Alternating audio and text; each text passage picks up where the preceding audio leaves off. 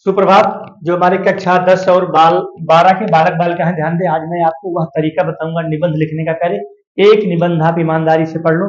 मैं आपको गारंटी देता हूँ 10 निबंध 12 निबंध जो इस चैनल पर यूट्यूब पर लोग बताते हैं कि 12 निबंध पढ़ लो, 15 निबंध पढ़ लो, 10 निबंध पढ़ लो, एक निबंध ईमानदारी से पढ़ लो। प्यारे, मैं आज आपको वह ट्रिक बताऊंगा, वह तरीका बताऊंगा। एक निबंध आप पढ़ लो पूरे, जो भी निबंध जहां से पूछता है घुमा के आप लिख सकते हो। क्या है? गद्यम कवीना नाम निकषम बदंती। तो गद्य क्या है? वह कवियों की कसौटी है।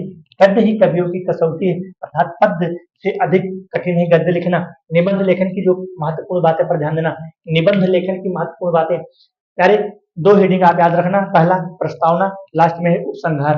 दो हेडिंग के बीच में आपको 4 हेडिंग ऐड करना है। कैसे ऐड करोगे आज मैं वो तरीका आपको बताऊंगा। पहला आपको प्रस्तावना। प्रस्तावना का मतलब हो गया कार्य विषय पर विचार। प्रस्तावना का मतलब हो गया विषय पर विचार। जिस विषय पर आपको निबंधवा पूछा है, चाहे वह बेरोजगारी हो, चाहे वह विज्ञान हो, चाहे वह शिक्षा हो, चाहे वह पर्यावरण प्रदूषण हो, चाहे वह आतंकवाद हो, उस विषय पर आपको विचार करना है। पहला पॉइंट ध्यान देना।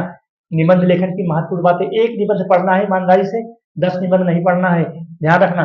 दूसरा चीज है, पहला है भाषा पर विचार कर लो कि किस विषय पर निबंध पूछ रहा है, कॉपी में या पेपर में। दूसरा है, निबंध लिखने की भाषा सरल और स्पष्ट होनी चाहिए। जो अपनी भाषा में लिखना, अपने भाषा में सरल सरल वाक्य बना करके प्यारे निबंध लिखते रहना। दूसरा तीसरी चीज क्या है? निबंध में भाषा संबंधी त्रुटि ना हो, कटिंग ना हो, खींच काच मत बन मचाना। क्योंकि अगर कहीं अगर कोई लाइन गलत हो जाती है तो उसको खाटा में से छोड़ देना, आगे अपना लिखना स्टार्ट कर देना। अगला है हमारा, विचारों की पुनरावृत्ति ना हो। अर्थात जो निबंध आप लिख रहे हैं, मान लीजिए कहीं मुहावरा लिख दिया, सूक्ति लिख दिया, कोई स्टेटमेंट लिख दिया, तो उसका दोबारा फिर मत लिखना। ठीक है। अगला है कहावतें मुहावरे सूक्तियों का प्रयोग, इसको भी कर देना। तो प्यारे दो हेडिंग याद रहेगा ना, प्रस्तावना, लास्ट में उपसंहार। बीच में आपको 4 हेडिंग और एड करना है, मैं उसको बता रहा हूँ, अभी तुरंत बता रहा हूँ। यहाँ पर विषय पर विचार। आप विषय पर विचार करो कि किस विषय पर निबंध पूछ रहा है हमसे। मान लीजिए आपसे पूछ लिया कि पर्यावरण प्रदूषण, तो पर्यावरण प्रदूषण में 5 निबंध और बनाता है प्यारे, अभी उसको बताते हैं। देखो यहाँ पर कैसे बनाता है निबंध। ठीक है। मान लीजिए ये तो हमारी प्रस्तावना भी। प्रस्तावना के हमारे 3 भाग होते हैं मुख्य रूप से। पहले हमारी प्रस्तावना और लास्ट में होता है उपसंहार। ये लास्ट में क्या है? उपसंहार। तो बिचवा में विस्तार करना होता है प्यारे। बिचवा में कर दोगे क्या? विस्तार। विस्तार का मतलब है 4 हेडिंग और ऐड कर देना। एक तो प्रस्तावना हो गई, एक उपसंहार, 2 हो गई, 4 और ऐड कर दोगे, आपका 4 साढ़े 4 पेज हो जाएगा। बीच में जो आपको विस्तार करना है, वह विस्तार मैं अभी बता रहा हूँ। देखो कैसे विस्तार करोगे। 2 हेडिंग याद रहेगा ना, एक प्रस्तावना, एक उपसंहार। नहीं भूलोगे? नहीं भूलेंगे। विस्तार कैसे करोगे? देखो विस्तार कैसे कराते हैं। मान लीजिए पूछा कार्य पर्यावरण प्रदूषण पर निबंध। एक निबंध हो गया ना, पर्यावरण प्रदूषण पर निबंध लिखो, एक एक निबंध हो गया। फिर पूछ लिया कि पर्यावरण प्रदूषण की क्या समस्याएं हैं, 2 निबंध हो गए ना पहले। फिर पूछ लिया पर्यावरण प्रदूषण को, पर्यावरण प्रदूषण में को कैसे समाधान, पर्यावरण प्रदूषण पर कैसे समाधान किया जाए। तीसरा पूछ लेगा कि पर्यावरण प्रदूषण के क्या क्या कारण हैं, ये भी तो एक निबंध बन गया। या फिर पर्यावरण प्रदूषण पर कैसे हम बचाव करें, या हमारी सरकारें क्या बचाव ढूंढ रही हैं, या गांव के द्वारा, लोगों के द्वारा क्या बचाव किए जा रहे हैं। तो पहले 5 निबंध हो गया ना। टॉपिक एक है पर्यावरण प्रदूषण। आपको यहाँ पर इन्हीं टॉपिक को समझ लीजिए। यही मैं आपको कह रहा हूँ, जो आपको यहाँ भरना है, जो आपको यहाँ भरना है प्यारे। मेरे कहने का मतलब है, प्रस्तावना आप जान गए कि प्रस्तावना सबसे ऊपर रहेगा, लास्ट में उपसंहार। बीच में जो विस्तार करना है, यही विस्तार करना है, यही विस्तार करना। मान लीजिए पूछ जाए कि पर्यावरण प्रदूषण पर निबंध लिखिए, तो बिचवा में यही विस्तार कर दो। इसकी क्या समस्याएं हैं, इसका क्या समाधान है, इसके क्या कारण है, इसके क्या बचाव है। तो 4 हेडिंग बन गई ना, 1 2 3 4, लास्ट में उपसंहार, निबंध पूरा हो गया। या फिर ऐसे पूछ लेगा कि पर्यावरण प्रदूषण के क्या कारण हो सकते हैं, तो कारण जो हो सकते हैं उसको बताओ क्या क्या कारण है। चिमनियों से धुआं निकल रहा है, भट्ठा से धुआं निकल रहा है, रोड पे तमाम चले जा रहे हैं, वो अपना लाइसेंस नहीं बनवाए, धुआं फेंक रहे हैं। तो यही सब चीजें पहले आपको समझ के लिखना है। अगला हमारा है विज्ञान अभिशाप है कि वरदान है, आतंकवाद समस्या है कि समाधान है। यहाँ देख लेते हैं बेरोजगारी। पूछ लिया किस प्रकार से बेरोजगारी हमारी बढ़ रही है। पहले बेरोजगारी बढ़ने का कारण, बेरोजगारी बढ़ने का कारण क्या है?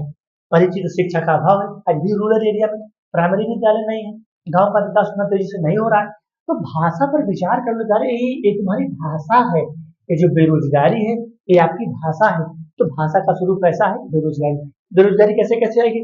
शिक्षा का अभाव से आएगी। तकनीकी शिक्षा का अभाव हो गया, बढ़ती जनसंख्या हो गई। अब यहाँ पूछ लिया कि बढ़ती जनसंख्या किस प्रकार से एक देश के विकास में बाधक है, तो फिर चक्कर आ जाएगा कि गुरु जी तो किताबियों में नहीं मिला, गैडिया में नहीं मिला, गुरु जी पढ़ाए ही नहीं। इसलिए कार्य करें कि निबंध को समझ लो, एक निबंध समझ लो, 10 निबंध घुमा के पूछो, लिख सकते हो। ठीक है, अगला हमारा है शिक्षा प्रणाली में क्या क्या दोष है।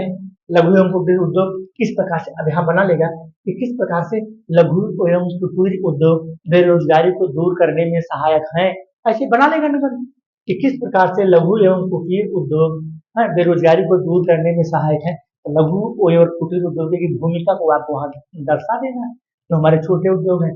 क्या फिर पूछ लिया कि चक्रीय बेरोजगारी क्या है, अर्थात बेरोजगारी में जो हमारी चक्रीय बेरोजगारी है, फिर घर्षण बेरोजगारी है, फिर अनैच्छिक बेरोजगारी। अब अनैच्छिक का मतलब है जो हमारी इच्छा है उस हिसाब से हमको रोजगार नहीं मिला, तो हमारा अनैच्छिक हो गया। अनैच्छिक बिना इच्छा के और हमको रोजगार मिला तो हमारा अनैच्छिक हो गया, ये शास्त्रीय हो गया।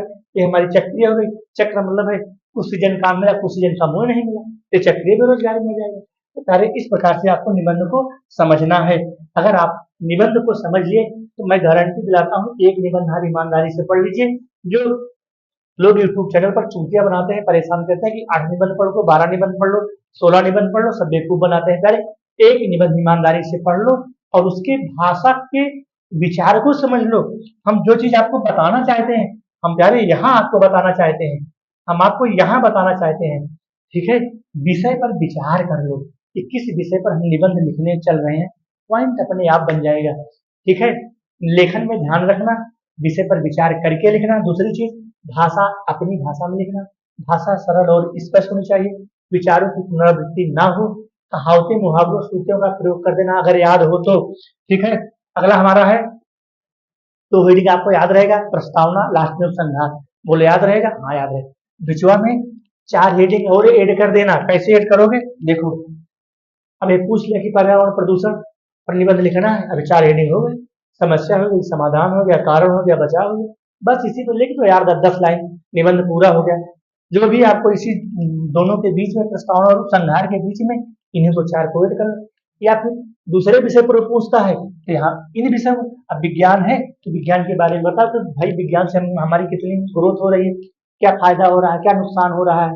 ठीक है, आतंकवाद है तो आतंकवाद से आपको क्या फायदा है, क्या नुकसान है, इसका भविष्य पे क्या प्रभाव पड़ेगा। बस कार्य हो गया। तो 2 हेडिंग याद करना, प्रस्तावना, उपसंहार।